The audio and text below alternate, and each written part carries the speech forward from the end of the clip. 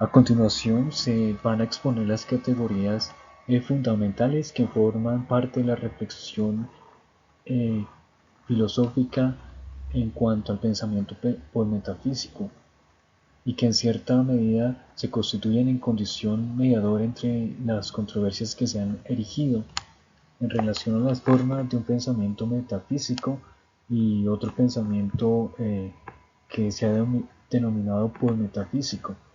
De ahí que, grosso modo, se expondrán las categorías empírico-trascendentales que constituirán las condiciones de posibilidad para la nueva forma de reflexión filosófica.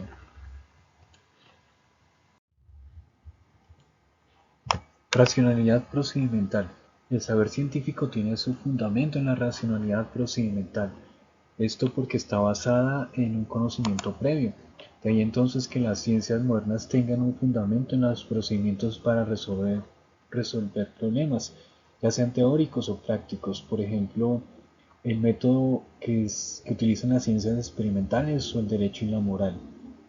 De la delimitación de las ciencias de la naturaleza y ciencias del espíritu en cuanto a la perspectiva de fuera y dentro. Esto dado que para las ciencias empírico y analíticas solo es posible una actitud objetivante basada en la observación. En un contexto de las ciencias histórico-hermenéuticas es donde surge un nuevo método para lograr un acceso al mundo sociocultural. Este se basa en una actitud de participación y la comunicación.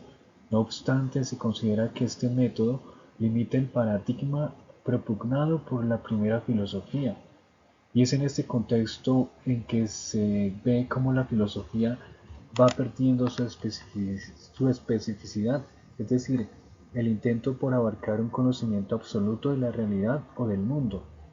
La fenomenología y la filosofía analítica entonces responden cada una con un nuevo método, dando respuesta a las nuevas perspectivas que intentan desafiar y superar a la filosofía. No obstante, estos nuevas perspectivas no son perdurables, ya que fueron transgredidas por las ciencias como la antropología o la psicología o también la sociología.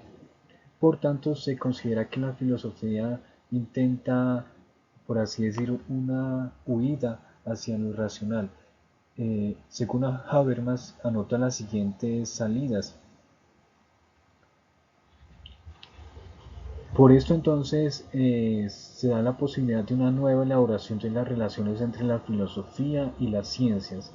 Entonces la filosofía debe ser flexible para que abandone la pretensión de ciencia y se apoye sobre la comprensión falibilista y la racionalidad procedimental, la cual caracteriza a las ciencias experimentales. Así el aporte de la filosofía consistiría en planteamientos universales y en procedimientos de reconstrucción racional, teniendo como punto de partida el saber intuitivo y preteórico.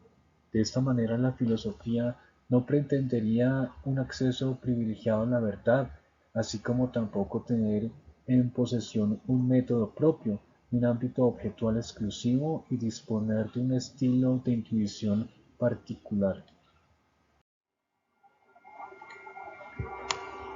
La categoría de razón sin trascendencia propugna, por así decirlo, por una crítica al concepto de razón totalizadora hegeliana. Esto puesto que se suponía que ésta contenía la totalidad del universal, de lo supratemporal, lo necesario sobre lo particular, lo mutable y lo contingente. Por tanto, se reclama una nueva concepción de la razón. Así entonces se da, por ejemplo, la razón encarnada en el cuerpo, una razón socialmente situada y una razón históricamente contextualizada y una razón de la facticidad.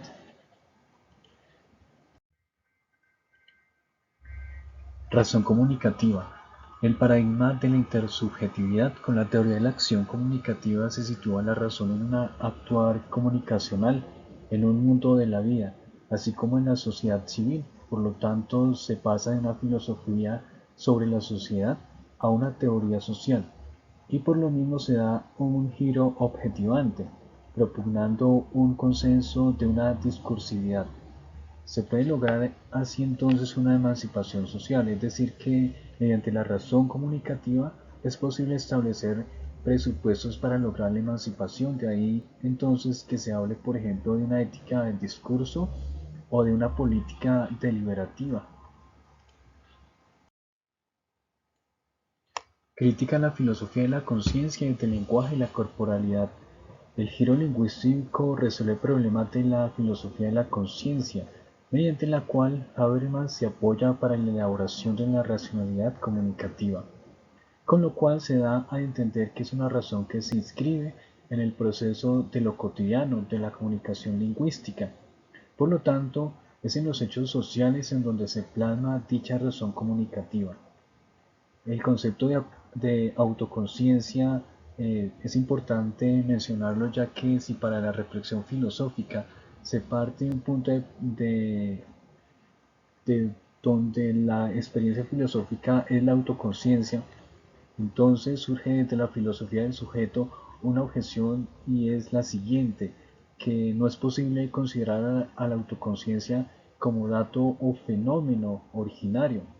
También es posible en esta categoría hace referencia a la representación de conciencia pura, dado que es a través del cuerpo y las estructuras profundas de la conciencia, a través del comportamiento, a través de la acción y del lenguaje, que es posible producir una conciencia encarnada y por lo tanto capaz de lenguaje y acción, de tal modo que se logre al estar insertada en el mundo y en consecuencia ya no sea necesario establecer una relación dualista.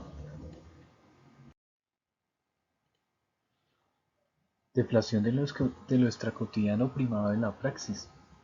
Es en esta categoría en que se apoya el pensamiento pues, metafísico, de ahí que todo lo concerniente a la filosofía ha de estar en relación con lo contenido en la práctica cotidiana de la vida. De entonces que se haga la siguiente pregunta: ¿qué lugar ocupa la filosofía en el ámbito del saber? Y podríamos decir que mantiene una ventaja respecto a las demás disciplinas científicas, dado que debe mantener una relación con el saber preteórico, con lo no palpable que hace parte o conforma el mundo de la vida. La tarea de la filosofía es entonces la autorreflexión filosófica que permee la metodología y la teoría de la ciencia, no obstante sin volver a caer en fundamentalismos o pretensiones de verdad en que se fundamentaba la metafísica. Entonces, lo fundamental de esta autorreflexión consistiría en establecer qué relación hay entre las teorías científicas y el mundo social e histórico, en donde se han de dar dichas teorías, pero sin renunciar a la cientificidad de estas, ni a la reflexión de la experiencia filosófica.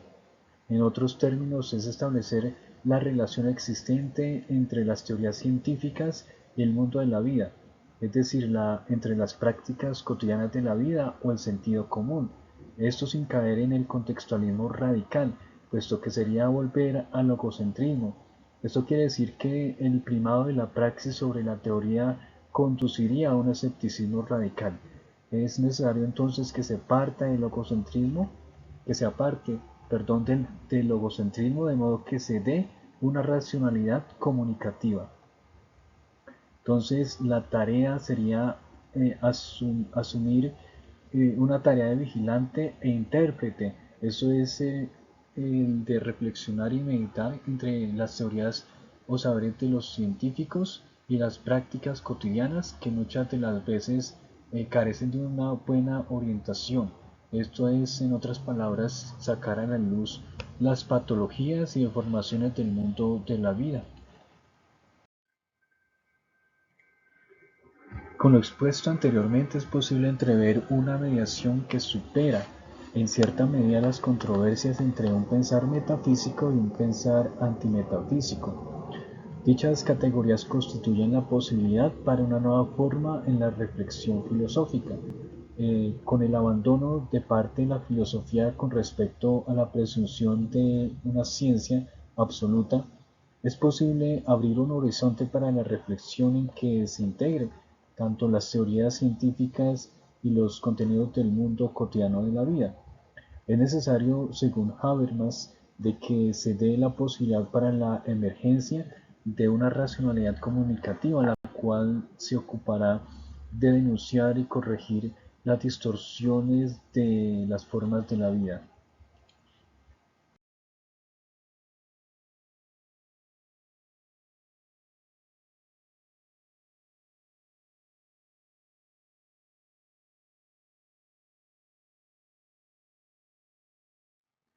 Gracias por su atención.